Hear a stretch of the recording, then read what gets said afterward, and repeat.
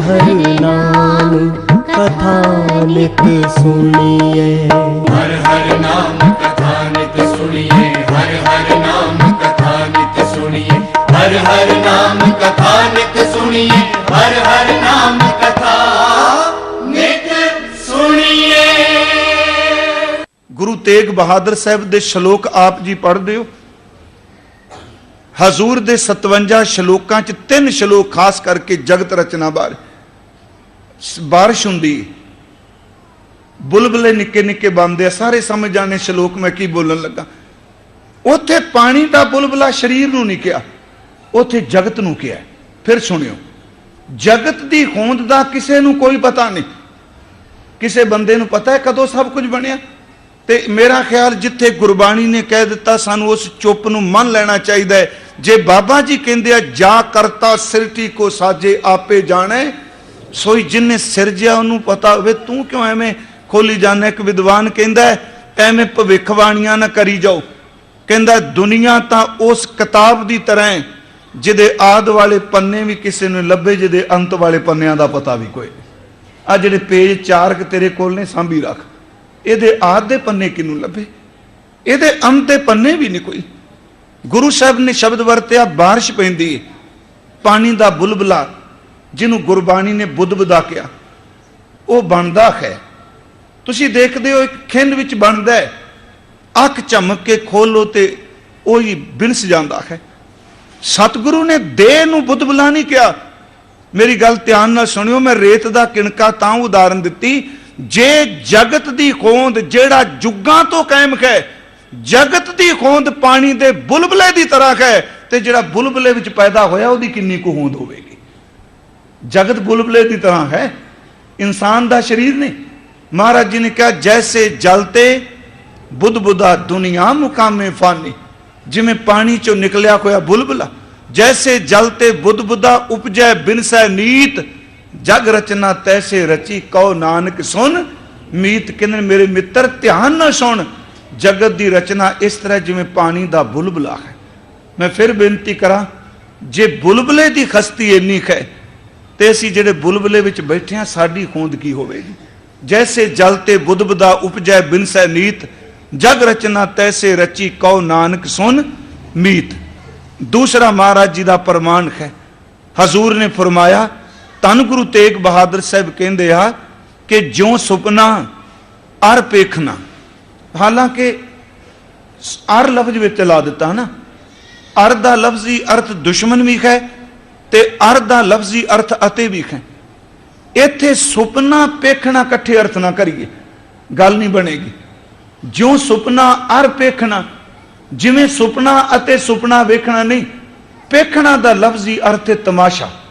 मैं ये अर्थ यूं करांगा तमाशा। जिवें सुपना आपां देखने आ ते सुपने दी खोंद किन्नी कूक है। सियाणे कहंदे आ सुपना कुछ सकिंट दा हुंदा है, पर जागन तो बाद लगदा मैं सारी रात सुपने लैंदा रहा। सुपना कुछ सकिंट दा प्यारे, सुपना सारी रात दा तां है ही नहीं। उस बेहोशी विच एक सकिंट भी सारी रात लगदा। महाराज कहंदे ने जिवें रात नूं सुपना आया है, सच एवे ए जगत की रचना सुपने की तरह है। दूसरा बचन किया जिमें तमाशा है, बाजीगर खेल करदा, जादू की खेड। इनू कबीर साहब ने शब्द वरत्या, ये जो दुनिया सेहर मेला, शहर मेला नहीं पढ़ना। मेरी बेनती है, सस्से नू सिहारी लगी है। सेहर दा अर्थ है यादू, आ खेड तमाशे। कहते जिस दुनिया च तुसी रहे हो ये जादू की खेड है, ये बाजीगर की खेड है। जो कोई दिसदा पे ने एक दिन बिरस जाना है। ये जो दुनिया शेर मेला दस्तगीरी ना है। ज्यों सुपना अर पेखना, जिवें सुपना अते रात नूं तमाशा देखना। महाराज कह रहा ये दोनों स्थिरनी, ज्यों सुपना अर पेखना ऐसे जाको जान, इनमें का साचो न की नानक बिन भगवान। पहली बेनती पानी का बुलबुला, दूजा शब्द सुपना ते तमाशा। तीजा बचन महाराज जी ने कहा कि जग रचना सब झूठ है, दुनिया मुकामे फानी।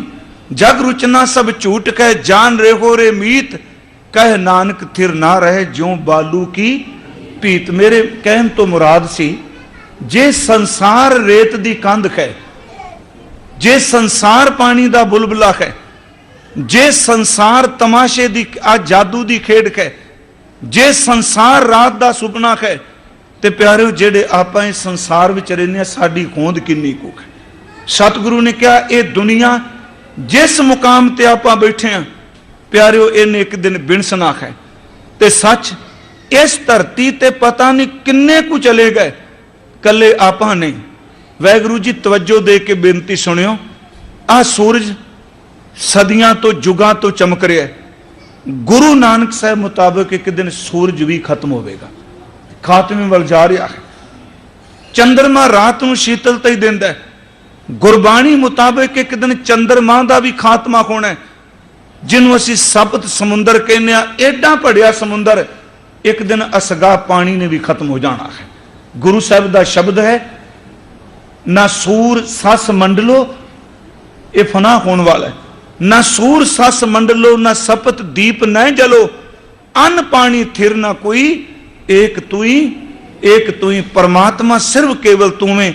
गुरु नानक साहब ने एक शब्द मुकाम बारे उच्चारण किया, उस शब्द दियां तुकां ने कि मुकाम तिस नूं आखिए जिस सिस ना होवी लेख, आसमान धरती चलसी मुकाम ओही एक। आसमान धरती हर चीज जाएगी, सिर्फ एक टिकाना परमात्मा का है।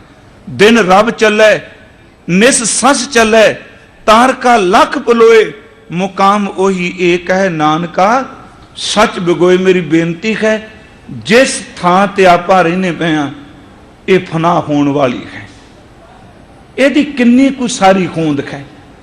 वाहिगुरू जी इस नाशवंता विचों भी सानू बहुत कुछ सीखने को मिलता। आपां कहांगे ते बड़े निराश जियां गल्लां शुरू हो गई, ढेंदी कला दियां हो गई। तो मैं बेनती करा, जे मान लिया जाए तुसी नाशवानता का नाम ही जिक्र करो, फिर भी तो आप नाश होना ही है ना। कि आप जे कहिए मौत नूं असीं चेते नहीं रखते, असीं मौत नूं चेते रखीए ना, पर मौत तां सानूं चेते रखदी पई है ना। असीं समझिए असीं नाशवान नहीं, पर जिन्हें सानूं समेटना उन्होंने तो पता है ना। बाबा फरीद साहब ने दे बारे 3-4 उदाहरण दित्तियां इस जगत की खेड बारे, उन्हां वखरियां दित्तियां ना। तो ध्यान नाल सुनियो, मैं एक अर्थ थोड़े जिहे वखरे करने ने उहदे चों। वो है कत्तिक कूंजां, चेत डौ, सावन बिजुलियां, सियाले सोखंदियां, पिरगल बाहड़ियां। ये शुरू विच बचन आउंदा है, शेख हयाती जग ना कोई थिर रहा, जिस आसन हम बैठे केते बैस गया। बड़े सौखे जे अर्थ ने जी। जिस धरती ते मैं तुसी बैठे हैं प्यारे, पता नहीं किन्ने को बैठ के चले गए, ते दुनिया गल भी उल्टी कर दी है। गुरमुखो जिथे लोग जिन्हों वसदी कहंदे आ वो उजाड़ जे, गुरमुखो जिन्हों तुसी अजाड़ कहंदे हो वसदी है। बस्ती दा अर्थ जिथे लोग वसदे आ। कदी किसे बंदे ने शमशान घाट नूं वसदी नहीं किया, ते सच्ची मुच्ची दिल तरिंदा डरदा है। शमशान घाट दे नेड़े लगन लग्या भी बंदा कन्नी कतरांदा, रात नूं सोचदा नहीं जिन्हों असीं उजाड़ कहने हो वसदी है। मैनू बख्श दिया जे जिन्हों वसदी कहने उजाड़ है। जिस घर च मैं वस रहा ये बस्ती नहीं। जिन्ने तुसी बस्ती शब्द वरतदे हो, बड़े शब्द असीं बस्ती वरतने जिथे लोग रहिंदे आ। रूहानियत च देखो सचमुच जिन्हों बस्ती कहने वो उजाड़ है। जिहड़ा उत्थे वसिया वो जरूर उजड़ेगा, जिहड़ा शमशान भूमि विच वस गया उन्हें कदी नहीं उजड़ना। उत्थे गए कोई वापस कदी आए? इस घर चों लोग निकलते देखे, शमशान घाट चों कित्थे निकले? बाबा फरीद साहब ने एक लफ्ज वरत्या, मैं बस्ती लफ्ज वरत्या। बाबे फरीद ने वसदी नूं निघरिया लफ्ज वरत्या है।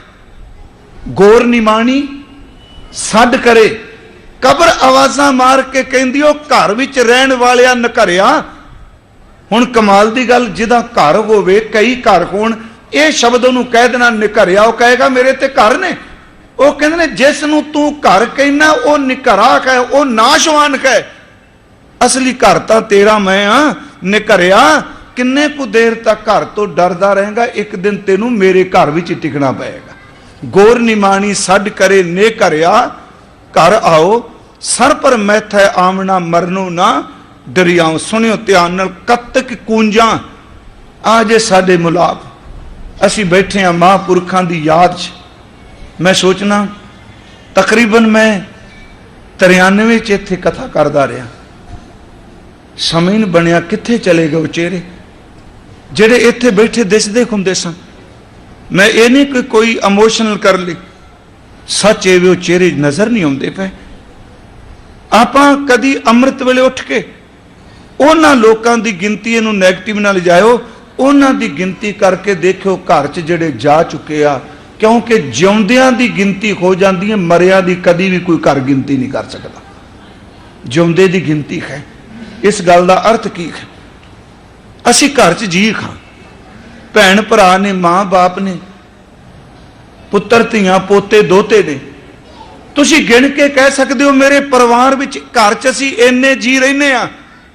पर मैं बेनती करा, जेड़े इस घर नूं जन्म देने वाले सन, जितों पुश्त चली वो इन्ने को मर चुके ने, घरां वालियां नूं भी चेता भुल गया किन्ने को चले गए। जिउंदे गिने जांदे आ, मुर्दियां दी कदी गिनती नहीं होई, खत्म हो गई कहानी। कत्तक कूंजा ये वस दी उजाड़ है, ये फना होने वाली है। जेड़ी फना होनी है सचमुच बंदा ओनू कहंदा ये मेरी है, जिन्हें सदीव काल ही रहना उन्होंने कदी अपनी बनाई नहीं। ताई सतगुरु ने कहा निज कर महल पाओ सुख सहजे बौर न होएगो फेरा। मृत मंडल जग साजिया ज्यों बालू करबार, बिनसत बार ना लागी ज्यों कागद बुंदार। ये मृत मंडल में लफ जड़ा उजाड़ वरत्या इस करके नहीं वरत्या भी गुरबाणी दी रोशनी। गुरु ग्रंथ साहब ने मृत मंडल वरत्या। गुरमुखो इत्थे जेड़ा भी आया है वो मरण वास्ते आया, मैनू दसो जिउण वास्ते केड़ा इत्थे आया? सारे मरण की तैयारी च क्यों च लगे हाँ। इत्थे क्यों उम्र दे सियाब लेना, उम्र दे हिसाब नाल नहीं बननियां कि पहला 100 साल वाला अगे लाओ, उदू बाद 80 साल वाला खड़ा करो, उदू बाद 60 साल वाला, फिर छोटा बच्चा सब तो नहीं। मौत कदी उम्र दे लिहाज नाल लाइन बनांदी नहीं। उत्थे अर्ज कीती इत्थे जन्म देण वाले बैठे रहिंदे ने, जिन्हां नूं जन्म दिता हुंदा उन्हां दीयां अर्थियां चुक के विचारे शमशान घाट नूं तुरे हुंदे आ। मौत कदी उम्र दे हिसाब नाल पंक्तियां नहीं बनांदी, लाइनां नहीं बनांदी, वो तां पता ही कोई नहीं। बाबा फरीद ने शब्द वरत्या कत्तक कूंजा, फना होने वाली नाशवान है ना। कत्ते विच कूंजा आउंदियां, सानूं पता है साडे इस पंजाब विच भी कूंजा प्रवास करके आउंदियां ने। हुण तुसीं देखो कूंजा है हुण भादों च कोई नहीं, सौण च कोई नहीं, आईयां ने सियाल च, ते उन्हां नूं भी पता टिकाणे वो भी नहीं बनांदियां। उन्हां नूं पता एक दिन छड्ड के जाना। बाबा फरीद कहंदे आ वो भले बंदिया, ये दुनिया दा मेला संजोग इस तरह है जिवें कत्तक विच कूंजा प्रवास करके आउंदियां ने। 2-4 महीने कड्ढणगियां, चलियां जाणगियां। चेत डो, मेरी बेनती है ये अर्थ तकरीबन टीकाकारां ने अर्थ कीते भी चेत जंगल दी अग, यही अर्थ कीते। मैं एक बार इत्थे बेनती की सी, मेरा ख्याल पाकिस्तान के एक स्कॉलर ने डॉक्टर नज़ीर अहमद, उन्हें बाबा साहब की इस रचना के अर्थ ये नहीं कीते अग, अर्थ यही ने जे चेत विच मकीने च जंगल नूं अग लगती है। याद रखियो चेत च अग इन्नी कोई नहीं लगती, मैनूं बख्श देना, गर्मियां च अग ज्यादा लगती है।